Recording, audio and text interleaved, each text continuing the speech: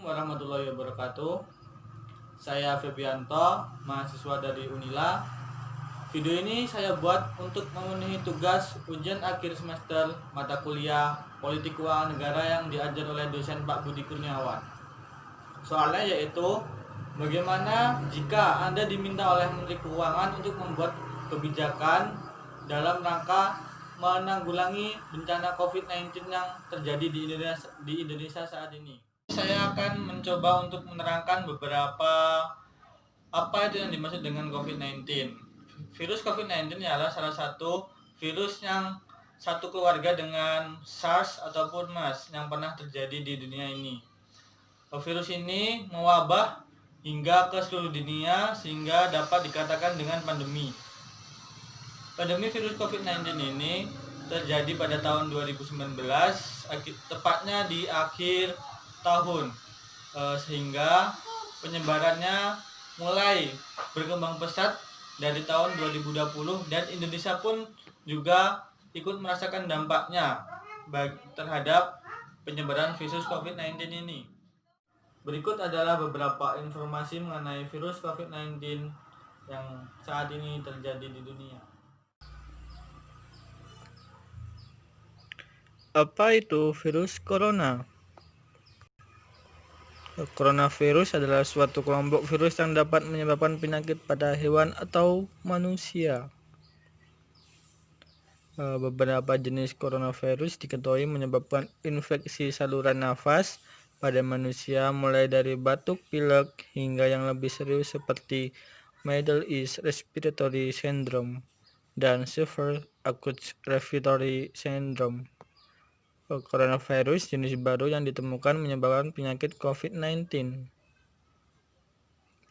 Apa itu COVID-19?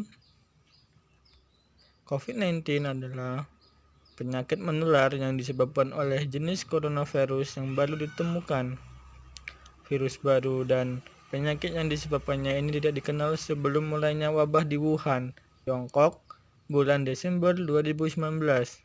COVID-19 ini sekarang menjadi sebuah pandemi yang terjadi di banyak negara di seluruh dunia. Di sini saya akan coba memberikan gambaran kurva yang dapat menggambarkan bagaimana kondisi ekonomi ataupun keuangan pada negara Indonesia yang mengalami pandemi COVID-19 saat ini. Kurvanya yaitu kita gambarkan dulu. Di sini ada price level. Sini ada real GDP dan kita tarik garis.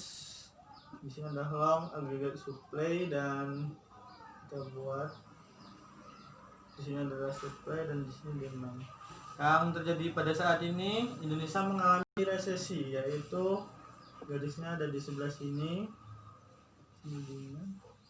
dan ada titik equilibrium saat ini. Yang harus dilakukan Indonesia pada saat ini adalah agar kurva ini membentuk ataupun mengembalikan kurva ini kembali ke titik equilibrium yang semula, yaitu yang di sini, dan pendapatannya ke sini. Bagaimana Indonesia membuat kurva ini agar kembali normal? Yaitu ada beberapa cara, antara lain sebagai berikut. Berikut adalah beberapa rekomendasi kebijakan yang baik untuk Menteri Keuangan ataupun pemerintah Indonesia lakukan dalam menanggulangi pandemi COVID-19 yang terjadi saat ini. Yang pertama yaitu pemberian bantuan kepada masyarakat berupa barang kebutuhan hidup. Kenapa bantuan ini berupa barang? Yaitu agar masyarakat dapat menggunakannya secara langsung, tidak perlu mengelola kembali jika bantuan tersebut berupa uang, dan diharapkan dengan berupa barang ini masyarakat dapat dengan bijak menggunakan bantuan ini dengan baik. Berbeda pula jika bantuan ini berupa uang, belum tentu bahkan belum semua masyarakat yang diberi bantuan tersebut akan menggunakan bantuan yang berupa uang ini dengan bijak ataupun dengan baik. bantuan tersebut bisa digunakan untuk membeli barang mewah ataupun membeli barang yang seharusnya tidak diprioritaskan dalam tujuan bantuan ini. Selain itu, bantuan berupa barang ini dapat mengoptimalisasikan perusahaan-perusahaan yang mungkin sudah tutup saat pandemi.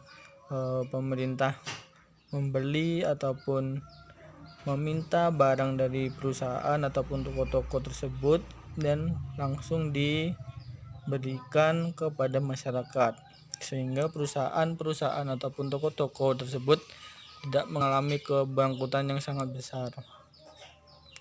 Selain itu, dengan barang ini dapat juga memajukan UMKM yang memproduksi barang tersebut. Misalnya UMKM tersebut memproduksi buah-buahan ataupun mengelola perkebunan. Dengan itu pemerintah dapat membeli buah-buahan tersebut dan secara langsung akan memberikan dampak yang positif baik bagi UMKM tersebut ataupun masyarakat yang diberi bantuan tersebut. Yang selanjutnya yaitu menaikkan pajak untuk kendaraan. Hal ini dilakukan untuk mengurangi mobilitas bagi seluruh masyarakat. Mengapa mobilitas masyarakat dikurangi? Dilihat dari tujuan dari bidang kesehatannya.